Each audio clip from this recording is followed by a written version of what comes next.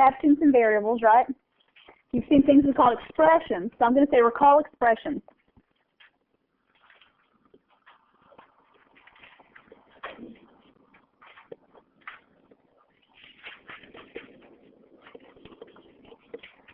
So you've seen expressions, for example, something like 2x plus 3x plus y would be something like you've seen before, where there's no equal sign, but you can simplify it, right? So you've seen the variables, the x and y. You know that just represents some number we don't know, and we know that this is a relationship that we have between x and y, these different numbers that we're representing. We can simplify this one. How do we do that again? Combine like terms, and what is that? Okay, the 2 and 3 add to give me 5x.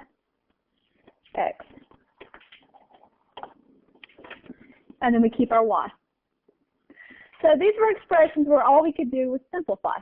The next step we're going to take is actually making these relationships with the variable in them a little bit more complicated. We're going to take it and say, you know what? I'm going to add an equal sign. I'm going to add more restrictions, and maybe I'll be able to solve. Not always, but a lot of times, especially in what you're going to see tonight, you will be able to come up with a value, a number that satisfies this variable. So now as we go into equations,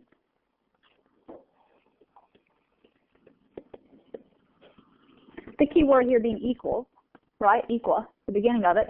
We're going to have things with an equal sign in it. So it expresses an equality.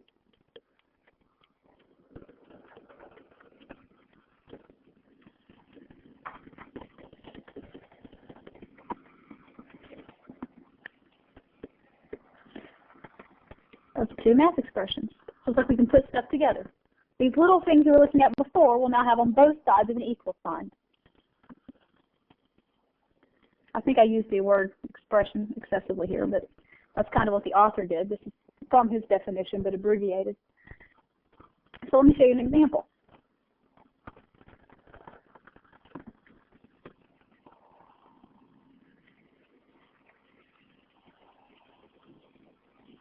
So now we have a relationship, 2 plus x, but we've added an equal sign. 2 plus x is equal to 4. Remember that x can be anything from problem to problem, and sometimes it can be more than one value, right? So looking at this one, what is x? What's it? Okay, so it's representing a 2. The idea is they're not always going to be this easy. Sometimes they'll be a little harder, but they will always serve the same purpose. They're always going to serve representing a relationship where you can solve for something, an equation. That's the purpose of it. And throughout math, they get more complicated. Now here I want you to notice something, though. We know that x is equal to 2.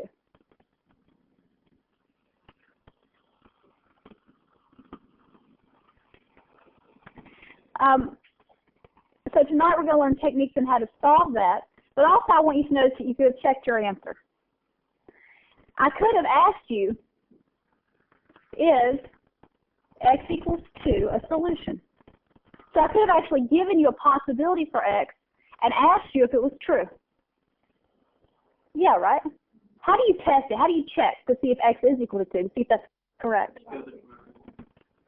Well, that's how you'd solve for it. I'm going to go through that step in a second. Okay, so to check this, what you guys are telling me you expect it to be, you just plug it in where the x was. So you've done substitution. You did that last chapter, right? Okay, so to check if it's a solution, you substitute in where the x was, the 2.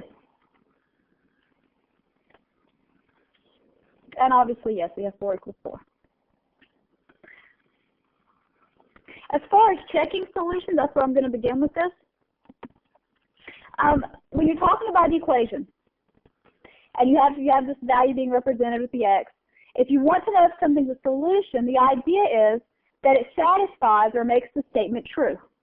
So, for example, you guys knew by looking at it that x equals 2 was the answer because, yeah, it kept it being a true statement.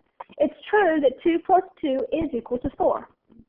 So let's test a couple more. Let's test some other solutions to make sure that we're okay with this idea.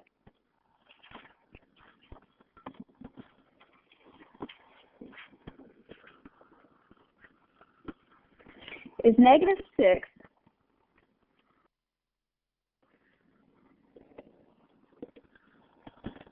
a solution of this statement or this equation?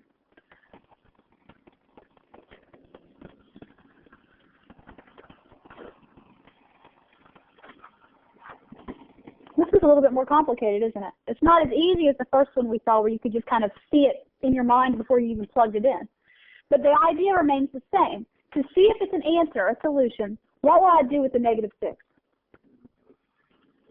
Everywhere I have x, I'm going to substitute, right? Yeah, good. Okay, let's do that. So to check, all I do is substitute.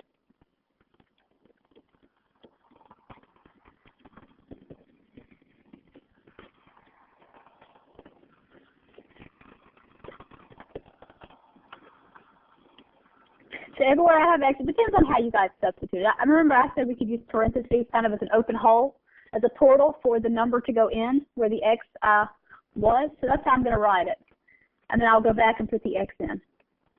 So now we said that x was going to be negative 6, since that's what we're checking. Everywhere there's an x, I replace it with negative 6. Remember to be careful when you substitute in, guys. If I had an exponent on either of these, those parentheses would have been really important. Technically, it is going into parentheses. You just don't always have to show me that. The only time it really would make a difference, again, is if it had like an exponent or something. So let's simplify this. 4 times negative 6, what do I get? A negative what? 24. Okay, because positive and negative gives me negative. Then I'll carry down the plus 3 equals, I'll just write this stuff on the right.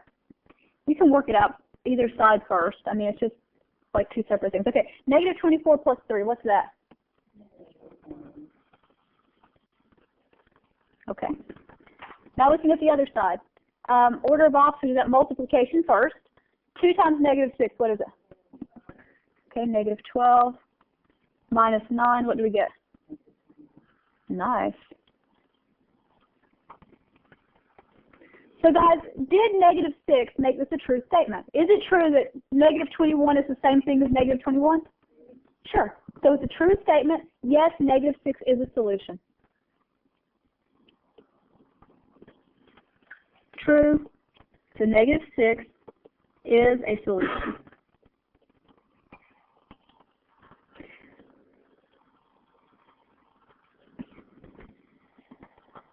Let's try one more, and I'll make some more comments regarding what solutions can be. How about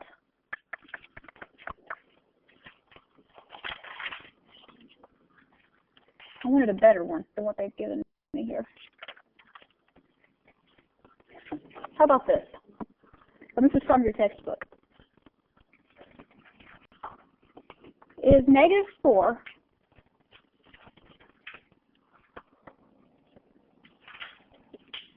a solution of 4 plus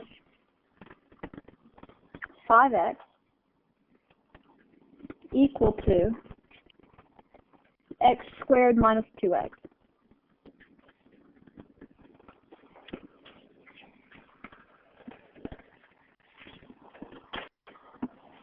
Once again, to know if something's a solution, I'm really asking you, hey, is x equal to negative 4, right? And if it is, it maintains the equality here. It keeps this statement that this is equal to this true. Okay, let's sub it in. 4 plus 5, in place of x, I'm putting a negative 4, equals negative 4 squared. Remember, notice I'm using those parentheses again because it makes a big difference. And that's what substitution is doing. It's actually inserting it into the spot where the letter was. So parentheses are always appropriate.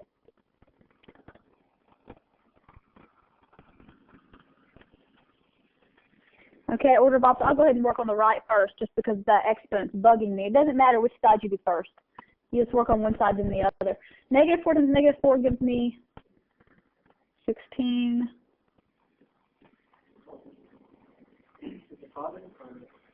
Well, it's positive, you're right, because negative times a negative.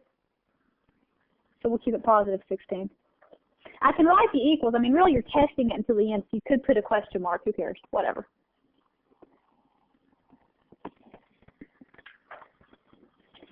Negative 2 times negative 4. 8, right?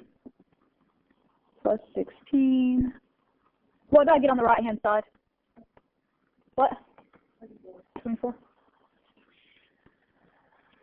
I would have written whatever you said anyway. I could never do stuff in my head. Okay, so now let's look at the other side. Let's see. 5 times negative 4 sounds like a negative 20 to me. Plus 4. And then you put those together and you get what? Negative 16. Oh, then we're done. So the question is negative 16 equal to 24? No. What does that mean? Was negative 4 a solution to this statement? No. Negative 4 is not an answer, not a solution. Does that mean there is no solution, or is that actually not a solution? Good question. You put no, it's not a solution. Now, later tonight, I'm going to teach you how to solve some of these. And the point of this class and the next algebra class you take is to teach you how to solve equations like this, so that you're not just playing a guessing game with numbers, so that you're actually solving for the numbers so you know what the true solution is.